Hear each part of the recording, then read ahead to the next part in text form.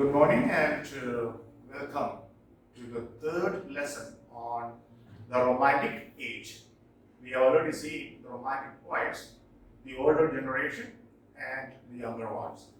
Today we will be looking at a few famous novelists and prose writers of this particular important period in the history of English literature. First, we shall take Sir Walter Scott, and he was a historical novelist, playwright, and poet. Scott has often been called the prose Shakespeare. Not the point for the exam. Okay, let's look at some of his most important novels. First one, Waverley. This is the first historical novel in the Western tradition. Okay, and Waverley novels, you find a series of Waverley novels. These novels treat the tensions between the Jacobites and the Hanoverians. Who were the Jacobites? You remember James II was overthrown by William III and Mary. Okay, and the followers of James II are known as Jacobites. So they always fought with the Hanoverians to seize the throne of Great Britain.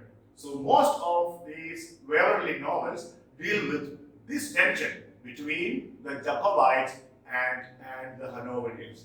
That's enough for the timing. Okay.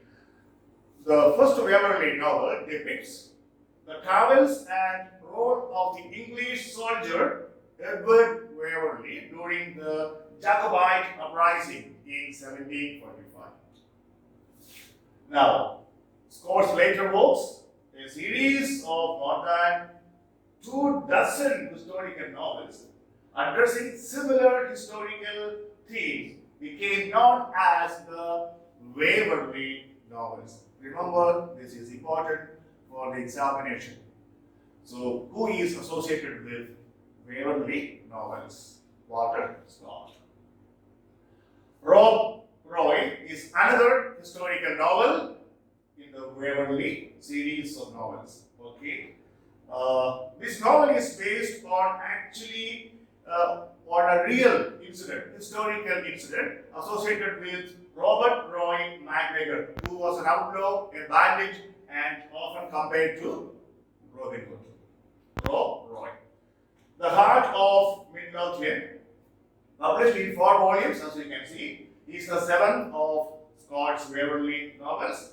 And the Old Tolbooth prison in Edinburgh is called The Heart of Midlothian. Important for the examination. The novel is actually based on a real legal case. Ivanhoe, this is a very famous one. In many exams, this question is asked.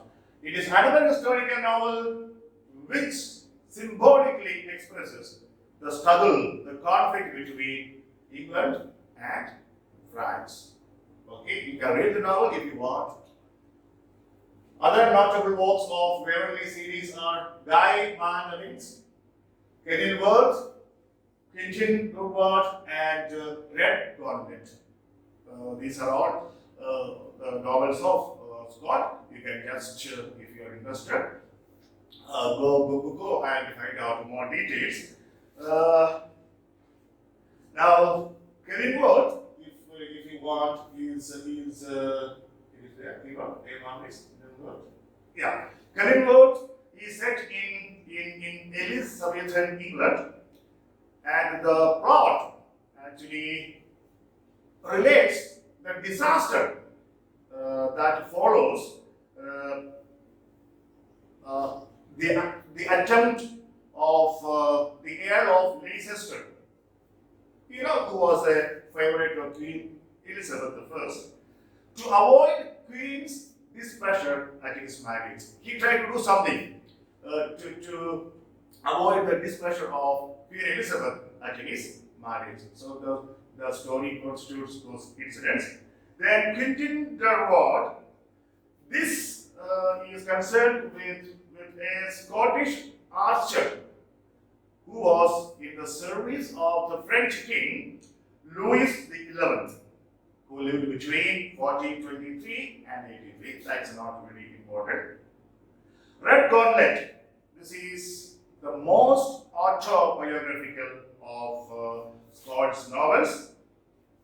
It actually sort of describes, the beginnings of another fictional third Jacobite rebellion. That's all. Okay. Miscellaneous prose of Scott, editions of Dryden and Swift, the lives of the novelist, the life of Napoleon, tales of a grandfather. These are not very important from the examination point of view. Major poems of Scott, the Lay of the Last Minstrel. This is lay means a song, sung by sort of fugitive poet, one who moves from place to place, narrating stories, singing songs. A lay is a song. Sometimes it is asked in the exam. And Marmion, it is held to be his masterpiece. Okay, these are all a sort of poems or historical romances in words. Remember that. Okay. Marmion concerns the events of the Battle of Flodden. The Battle of Flodden, Flodden, between England and Scotland in 1513. So that constitutes the theme of Marmion. Actually, Lord Marmion, sent from England by Henry VIII to meet James the Fourth of Scotland to avoid a confrontation between England and Scotland. That is the central theme of the poem, and the exploits of Marmion are narrated here. Okay, the Lady of the Lake. Now, it tries to tell a well-known legend about the graceful feudal heroine Ellen Douglas. E-double-L-E-N Douglas, D-O-U-G-L-A-S. That's all. Then Rokeby. This is about the setting on fire of the Rokeby Castle and the incidents associated with that. All set in Scotland, please. Next important writer of the period is Jane Austen. She has a very, very important place in the history of English novels. Her novels are pictures of everyday life, everyday existence. And her characters are ordinary people, remember that. And in her novels, a certain decorum is maintained. You don't find any fierce passion or very deep-rooted feelings expressed. No. Jane Austen is called a provincial novelist. Important. Why? Because she wrote about the region in England that she knew intimately. She wrote about the people of a particular region that she knew very intimately. Hence, she is known as a provincial novelist. Okay?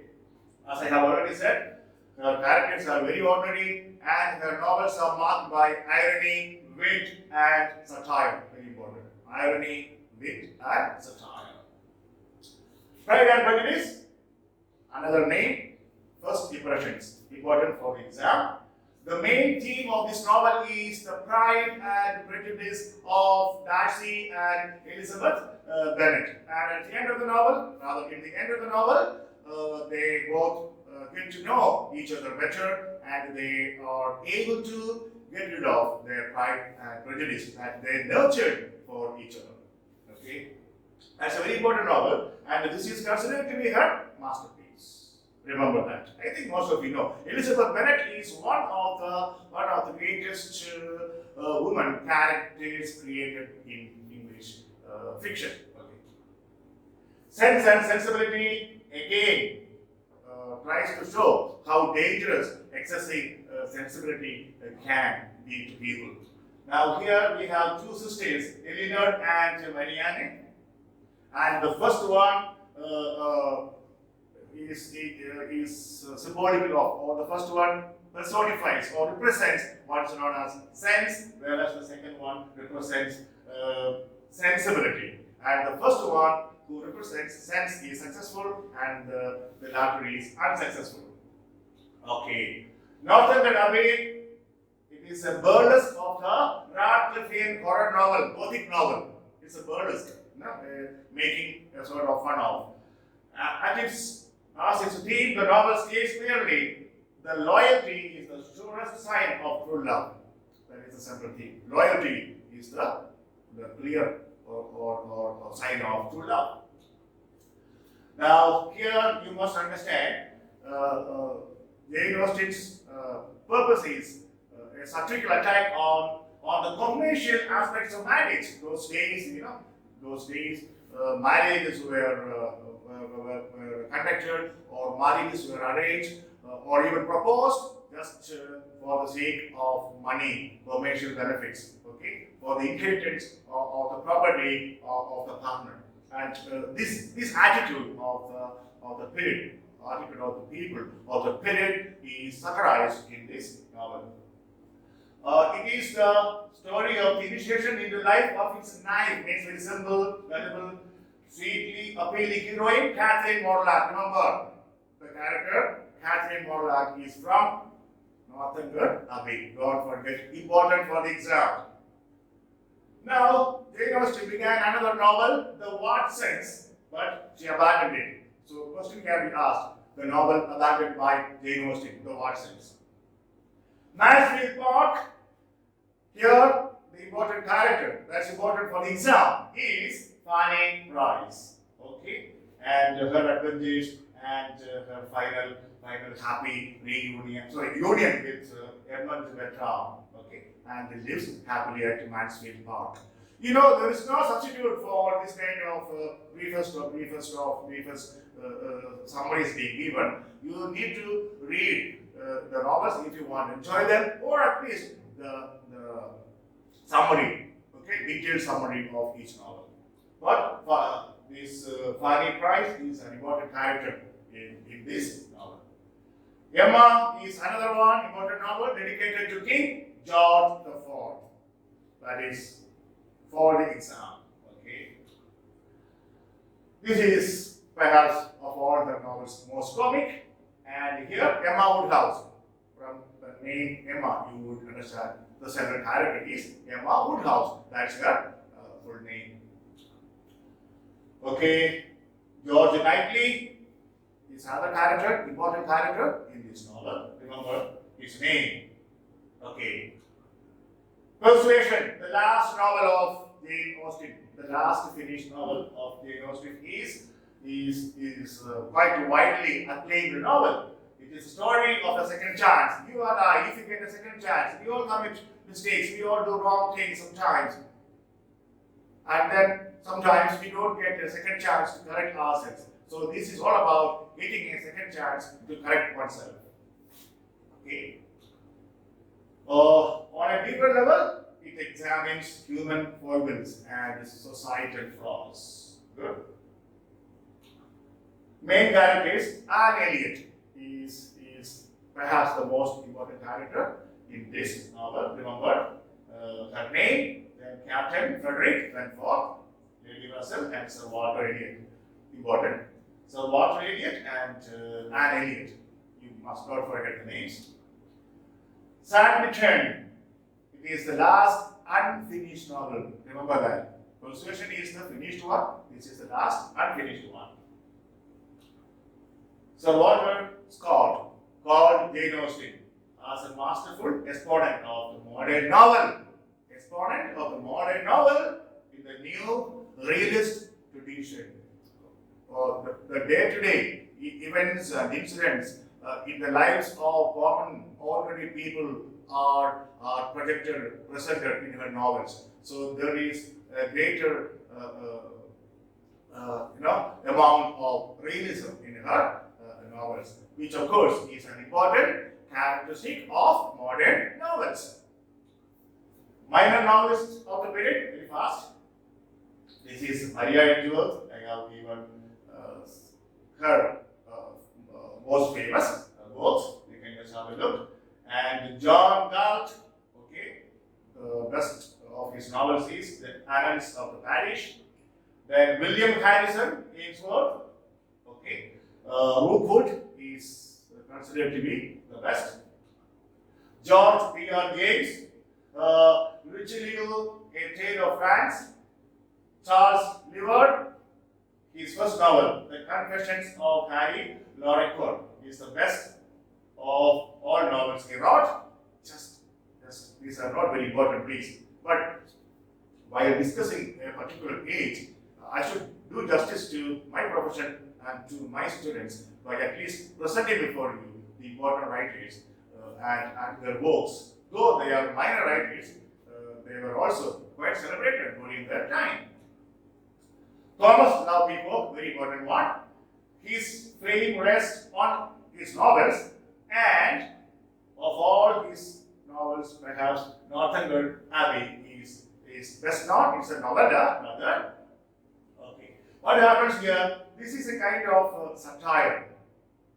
Satire on romantic poets, Coleridge, Wordsworth, Shelley, and Byron. And they all have their representatives in the novella. And I have given their names here. Please take care of these characters from the examination point of view. Okay. Next, Crochet Castle.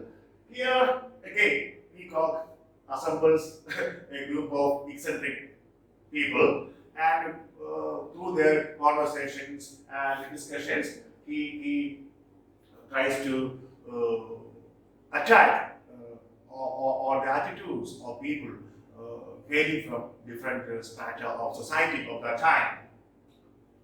The four ages of poetry, perhaps this essay deserves attention because it is this essay, The Four Ages of Poetry by Thomas Love Peacock, which provoked P.V. Shelley to write his famous literary criticism, The Defense of Poetry. Okay, remember, that's very important. Washington Irving, I have just given some details about him. You can just have a look. Okay, then writers of miscellaneous prose, Charles Lamb, very famous essayist, no doubt. We will look at some of his best works here. In his essays, Lamb's mentally afflicted sister Mary Lamb, important name, appears under the name of Cousin Bridget. So, who is Cousin Bridget? Mary Lamb, the sister of Charles Lamb. Charles Lamb started his literary career as a poet.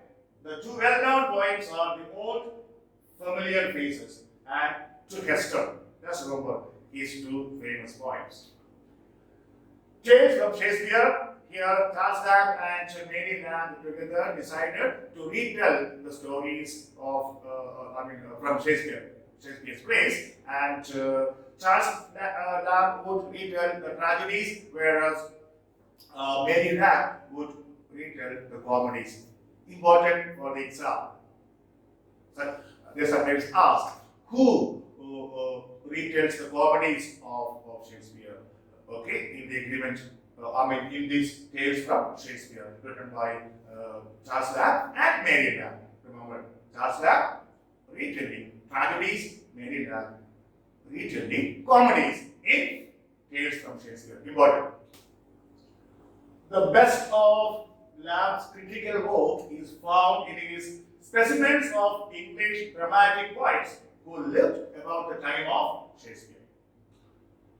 Two collections of Lamb's essays are important: the essays of Elia and the last essays of Elia. And Charles Lamb wrote under the pseudonym of Elia. His essays are unequal in English. Definitely, you must read Charles Lamb's few essays, just as you should read Joseph Addison's essays and Richard Steele. Okay. Among Lamb's many correspondents were Wordsworth, Coleridge, Robert Southey, and Hazlitt, great intellectuals. William Hazlitt, okay, Hazlitt, of the writers of literary criticism, Hazlitt may be taken as representative of the Romantic period, okay, of the writers of literary criticism. His reputation rests on the lectures and essays on literary and general subjects, especially his lectures on characters of William Shakespeare. Remember, Hazlitt's lectures on characters of William Shakespeare are very, very celebrated and famous. And then, of course, the English poets, the English comic writers, the dramatic literature of the age of Elizabeth. These were the topics on which he lectured. His best essays were collected in the Round Table Talk, or original essays on men and manners. Please remember, especially the Round Table. Thomas B. Quincy, his most important work is Confessions of an English Opium Eater. Very, very important, please. This is what he is known popularly, okay, for. Confessions of an English Opium Eater. He was addicted to opium eating, and in that book, he tells his story. The other notable works are the English Mail Coach, and the rates are not very important. Okay, just I have mentioned them for those of you who are very curious. Okay, we have come to the end of our last lesson on the Romantic Age, opening line from a famous novel. It was a pleasure to burn. Fahrenheit 451 by Ray Bradbury. That's all for today. We will be meeting very soon with my first lesson on the Victorian age. Till then, take care. Bye.